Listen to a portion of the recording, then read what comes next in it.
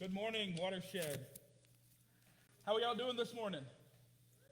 I am really so, honored and excited to actually be able to see you in person, to be with you in the flesh. As Kelly said, it's been a minute since we have been face to face in a worship. It's been as long as it's ever been in my entire life, and so I am honored to kind of break my fast from spaces like this with y'all. Not that it was intentional, it was kind of a forced fast, if you will. You know, today is All Saints Day, and I was thinking this morning about my grandmother who has joined that great cloud of witnesses, who has been the most important person in my faith formation as a kid. And I just wanted to honor her, and all the folks who came before us. Today on All Saints Day, we remember those who came before us. I wonder if you would do me a favor and turn with me to Matthew chapter 13, verses 1 through 9, 18 through 23. I'm going to read it. It's probably not going to be on the screen. Starts like this. That same day, Jesus went out of the house and sat beside the sea. Such great crowds gathered around him that he got into a boat and sat there while the whole crowd stood on the beach. And he told them many things in parables, saying, listen, a sower went out to sow. And he sowed, some seeds fell on the path, and the birds came and ate them up. And other seeds fell on rocky ground where they did not have much soil, and they sprang up quickly since they had no depth of soil. But when the sun rose, they were scorched, and since they had no root, they withered away. Other seeds fell among thorns, and thorns grew up and choked them. Other seeds fell on good soil and brought forth grain, some 100-fold, some 60, some 30. Let anyone with ears listen. Verse 18 reads, hear then the parable of the sower. When anyone hears the word of the kingdom and does not understand it, the evil one comes and snatches away what is sown in the heart. This is what was sown on the path. As for what was sown on rocky ground, this is the one who hears the word and immediately receives it with joy. Yet such a person has no root, but endures only for a while, and when trouble or persecution arises on account of the word, that person immediately falls away. But as for what has sown on good soil, this is the one who hears the word and understands it, who indeed bears fruit and yields in one case 100-fold, in another 60, and another 30. This is the word of God for us, people of God, and I am not in a Methodist church right now. Sorry. But thanks be to God. So, one thing that I have to tell you is I am the world's worst gardener. COVID had me doing a lot of things. At the start of COVID, if you followed me a while, I was doing all these really cool recipes for smoothies. I did those for a while. I still do some of those. I just don't put them on Facebook. And so one other thing that Kelly and I decided that we would do this year during COVID is we would try our hand at gardening, right? We thought we'd be these urban gardeners, so we had all these raised beds, and we had these other kind of floating things, and man, we were gung-ho. We planted things, and not many things grew, other than basil. Now, basil, I found, is resilient. You cannot kill basil, but what we didn't get to grow were things like tomatoes. We had 4 tomatoes grow, I think, before those weird worms and the larva things that come and eat them came along. It was disgusting. It was bad. But if I learned anything, is that if you want things to grow, you have to have the soil for growth. Now, what I want to focus on in this is not the seeds that were thrown. I want to focus on the soil. Because here's the thing, no matter what you think about this parable, I think we can all agree that the soil was what the soil was. The soil didn't do anything for the soil to be what it was. Can we agree on that? All right, I see some head nods. The soil was the soil. It was passive in all of this stuff. The soil couldn't kind of boast about being good soil, about being rocky soil, about being on the path. The soil couldn't do that. And so if we can just agree today that none of us are going to think of this passage and think, you know what, I identify with the good soil. I'm one of the good ones who's going to bear good fruit. Or, you know what, I'm one of the bad soil. Not that there was bad soil. We can agree that the soil was passive. Can we agree on that? Because I think sometimes when I've heard this passage spoken about, not necessarily here, we kind of get the sense that we're supposed to just be the good soil and not be the bad soil. And when we do that, it puts it all back on us. And it makes us think that we somehow can really be good soil. You know, the soil that I identify with the most in the story, not because I think of it, it's the path.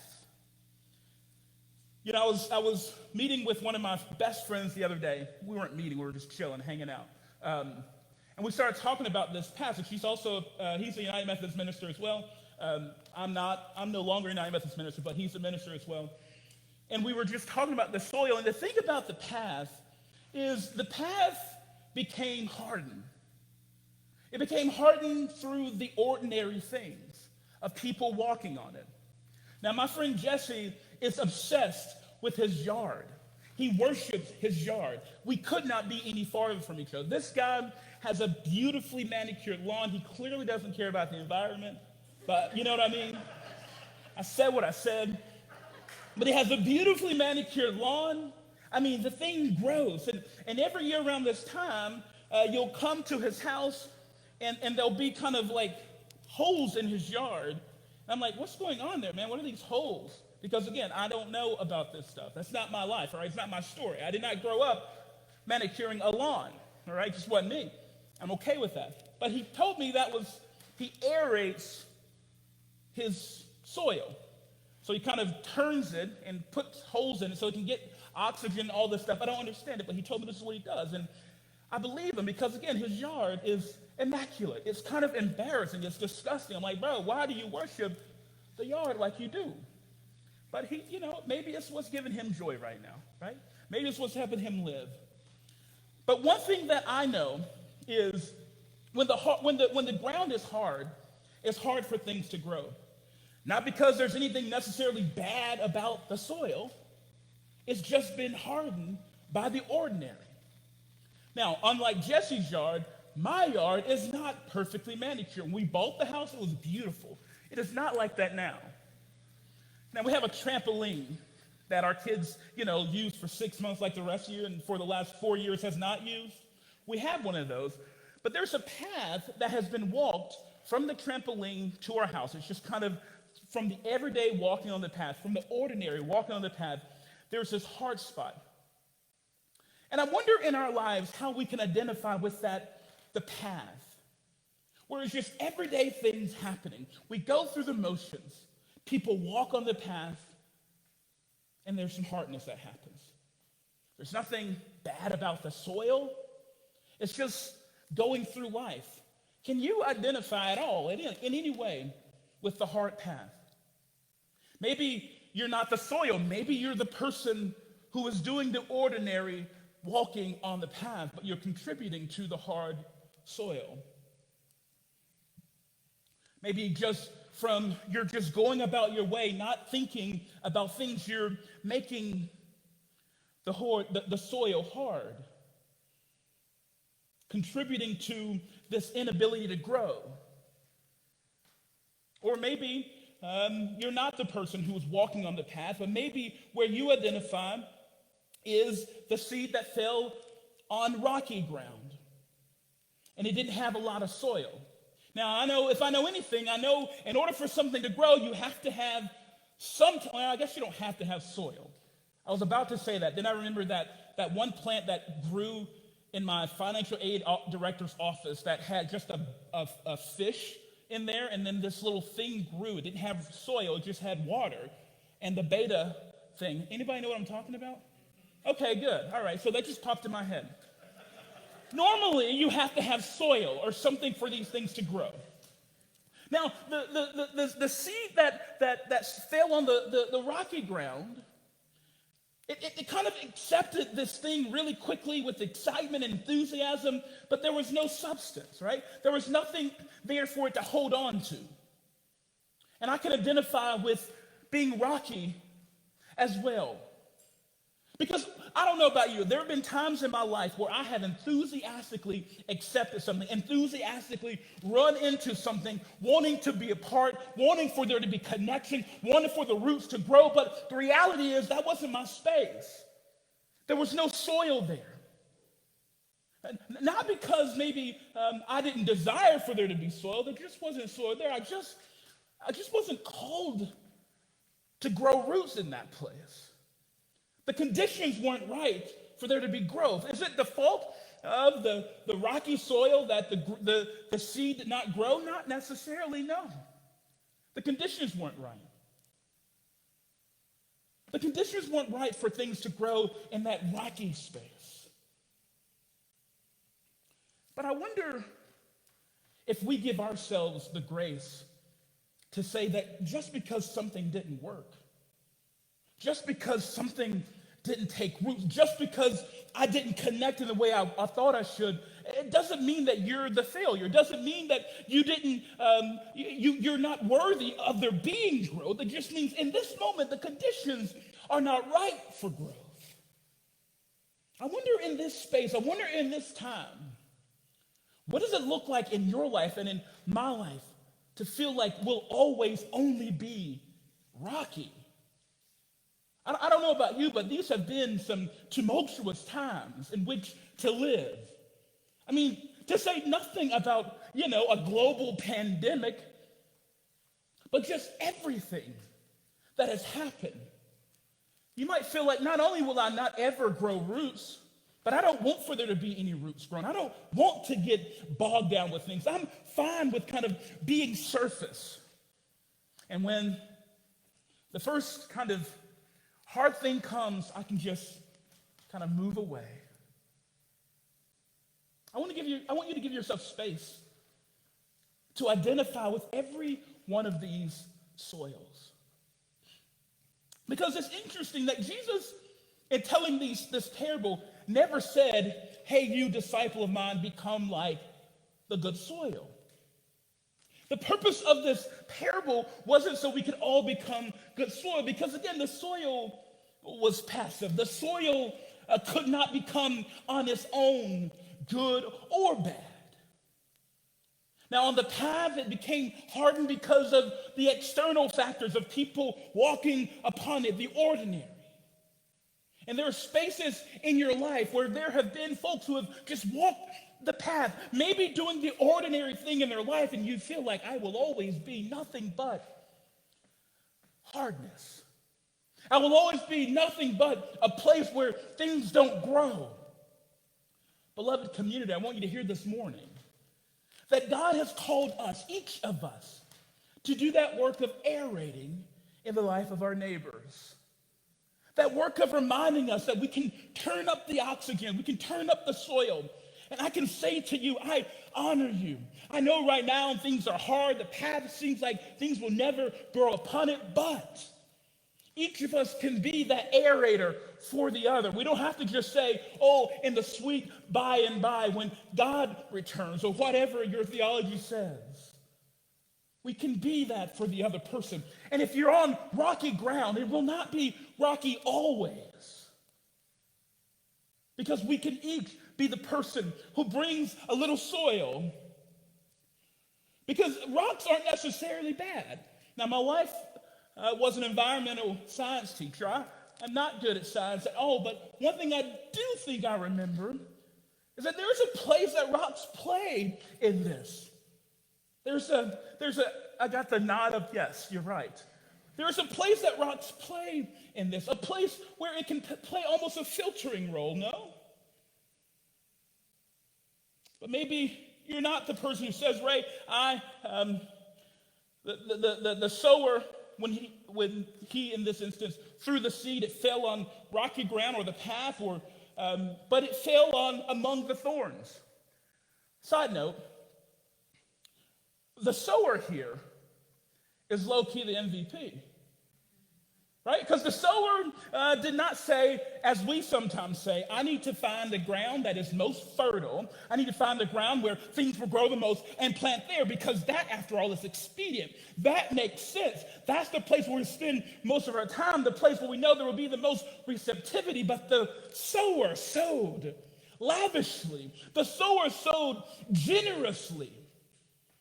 Because the sower, our God, our Abba, is generous in sowing love, generous in reminding us that we are God's beloved. God is generous in sowing. But then the thorns came. And listen, again, I'm not a sower. We have in our front yard a really pathetic excuse for a rose garden. Okay, it's just sad. It is. But, if I was like Jesse, I would figure out how to make this little thing grow, but I don't really care that much. The only time I get embarrassed is when people come to my house and see this thing, right? Otherwise, I never give a thought to it because I couldn't care less. But I do know this thing does, in fact, even as messed up as it is, it has thorns. And they will prick you. They will hurt you. Now, when the sower sowed through these seeds amongst the thorns, that's where sometimes we find ourselves, where we are hurt. It isn't just the cares of the world. Yes, those are true. But I think sometimes the thorns where these things are choked out is the stuff we bring in. Sometimes with soil you have to bring in some nutrients. I did learn this. You can put stuff in it. Miracle Grow, whatever. I know all the environmentalists are like, no, not Miracle Grow. But you know what? Again, I'm not a sower, okay? And they said the Miracle Grow will help you grow tomatoes. It does not help you grow tomatoes, okay? So just know that. But you can put nutrients into the soil. You can do that. But if you put too much, it becomes poison. I think sometimes in our lives, the thorny things are not just literal thorns, but it's the bad soil, the overdoing it, where we're trying to overcompensate for things, where we're trying to overcompensate to fit in or to gain the approval of people who we shouldn't have to. For me, one thing that is really beautiful in this new iteration of my calling is this, I'm not afraid. One thing that's hard when you're a pastor, especially when you're a pastor at a space where you feel like you don't fit, where you feel like you no longer kind of fit into the mold, is that you have to continue to try. You have to continue to play a role. But there's a beauty, a freedom that I have experienced in this kind of new iteration of call where I'm free to love as I understand God has called me to love. Where I no longer have to kind of overcompensate and kind of be who I think I'm supposed to be because I'm in this space. Where I'm throwing off all of the thorns and saying, you know what, I'm not going to allow the things of this world, and not just like in the worldly sense, but the pursuits of the world. The trappings of the world that tells me I can find my worth in my net worth. That tells me I can find my worth in who I associate with or who knows me, as beyond kind of this idea that I'm known beautifully by God. I think when we talk about the thorn, the rocky places, I can identify with that. But then the good soil can't boast. Because in all of these things, it's just passive. The soil was the soil. Your life, you have soil. There are times in your life where It might fall in the path, might fall on rocky spaces, might fall amongst the thorns, and it might fall amongst the place where there's manifold growth. But I just want you to free yourself. To boast not when when there's good soil, and to not to become overly pessimistic when you feel like that things aren't going well. Just know that we're on a path. And if we keep going, there's going to be some clearance. If we keep going, if we keep showing up in each other's life, doing that aerating work. Now, when you're speaking life to your friends, when you're saying, listen, I see you, I hear you, I love you, I know where you are right now, or I don't know where you are right now, but I want to. You're doing that aerating work. I believe each of our call is to stay on the path, to bring others with us on the path, to stand on the side of righteousness, on the side of justice, to stand among the oppressed. And we might feel like we are not fertile soil, but I believe that when we are there, we're not only doing that aerating work, we ourselves are being aerated. We ourselves are becoming all that God has called for us to become. So friends, this week, as we get ready for a time of uncertainty, of tumult, may you remember that whatever your soil is like, we have this generous sower who sows generously, loves lavishly, and uses us each. Amen. Yes. Amen. Dude, thank you so much. Is it okay if I call you dude? Yeah. Yeah, dude. I'm like, dude. Dude, yeah, you can call me dude. So I just want to take a few minutes. I want to be respectful of everyone's time, but you said something that was just so good, and I think it's going to live in it's going to kind of ricochet in my heart for a while. You said the path is hardened by the ordinary. Mm-hmm. I'm like, oh my gosh, that preaches 1,000 times over. And I think why it pierced me a little bit was it gave me a language for what I think what I might be experiencing over these last several months, especially since the pandemic, and more specifically, things becoming ordinary that maybe weren't ordinary in the past. A little bit of anxiety and fear kind of creeping in, and so I started writing this list. Is anxiety becoming normal for me? Fear, indignation, distrust, self-righteousness, bitterness, unreflective, judgmental. So, part of what I heard you saying was, there's the normal regiment of life will create this hardness. There's been nothing normal about the last 6 months, and yet at some point it becomes normal. Yep. So can you kind of talk about, like, what do you have a personal experience or something that you could share around the idea of this aeration? Because I'm assuming everything, all that punch list, and you probably have your own words that you could add to that as well. You mentioned aeration as a community function. Mm-hmm. Do you have an experience where you go, yeah, there was this time when this person said this or this thing happened, and in that moment I know, wow, thank you, that was aeration. Yeah. I mean, I could think of a couple of things, but I tend to be on the more progressive end of the spectrum politically, and I have a good friend of mine who is definitely probably center left or center right. Mm-hmm. We used to work at the same church together, and his name is Bert. That's my boy. And we kind of had some knockouts, and sometimes I can catch myself as being really judgmental, thinking I've got it all together, thinking I know everything. about everything.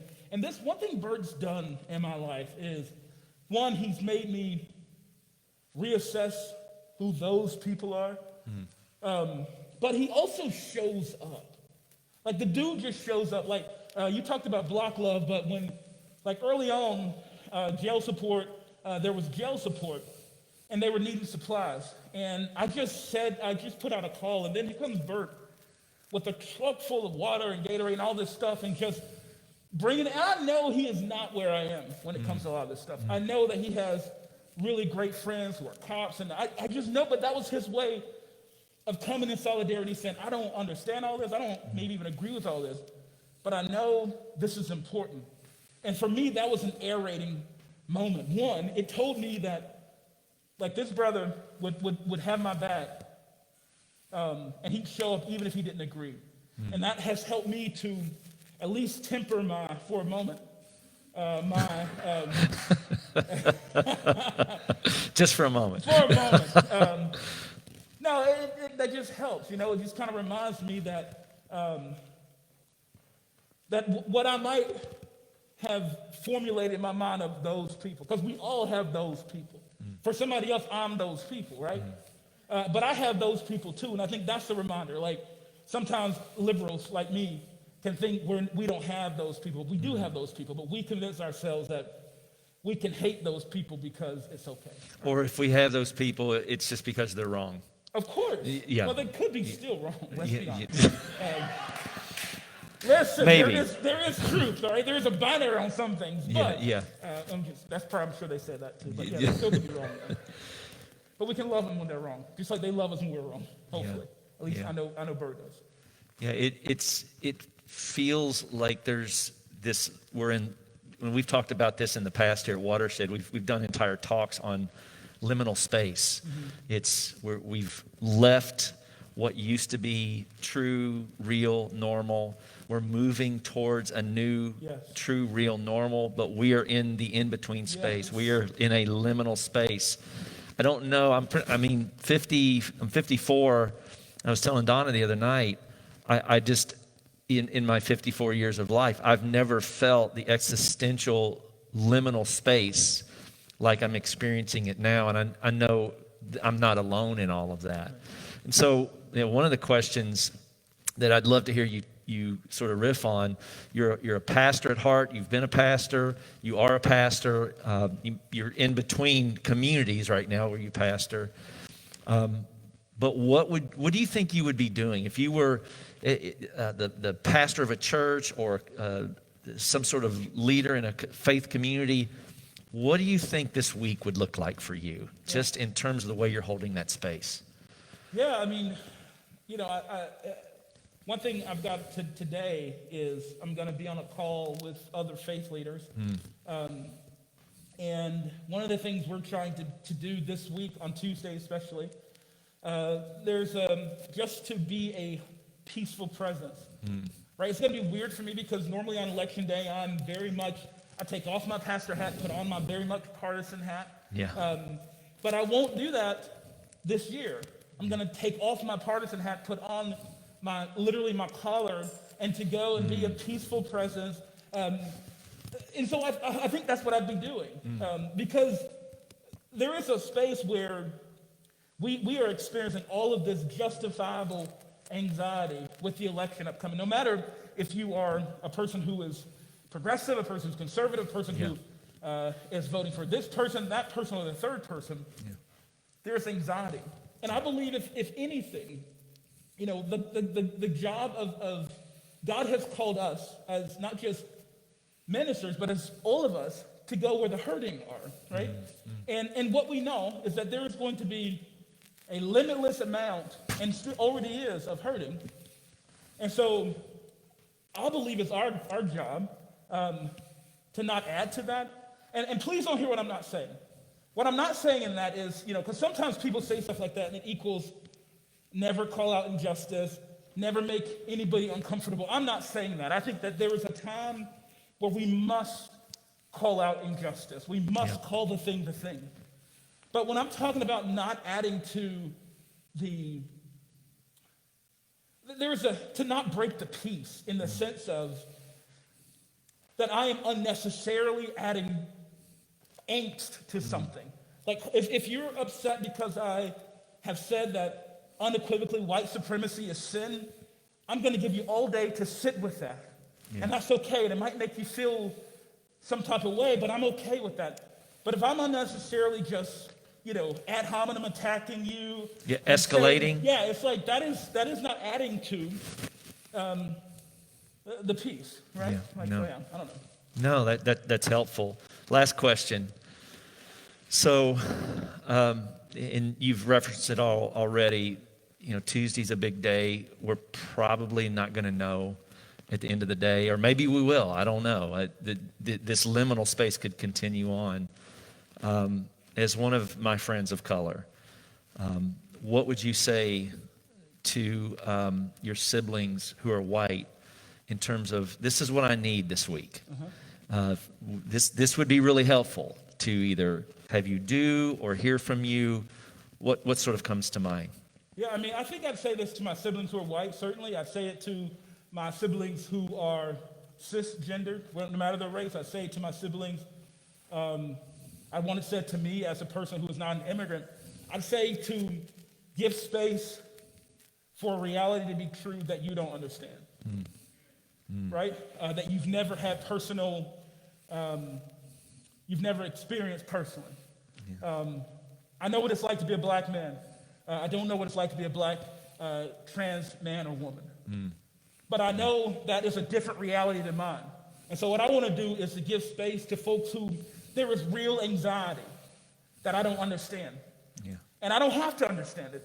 But humanity, I think, no matter anything, humanity requires for me to hold space and to give them space. So, and to not, and you don't feel like you have to say anything either. Yeah. Right? You don't have to say anything. Sometimes maybe the best that you don't say something. Just be a decent person. Yeah. Right? If my preferred candidate wins on Tuesday, and I hope that person will, I want to be a decent person and understand that there are people, I don't understand it, but who will be as broken as I will be if my preferred candidate doesn't win. Yeah. So I want to be a decent person. I don't want to spike the ball. I don't want to, call them outside their name. Yeah. Or anything like that. I've heard it described as the ministry of holding your tongue. Like just keep it. You like that? I don't have that yet. I think what everything you said makes sense. One of the things I think we've learned is that sometimes when you choose to be silent, that is a letting go of control. I think we speak because we're trying to control the narrative, control our emotions, control the perception of the person. Yes.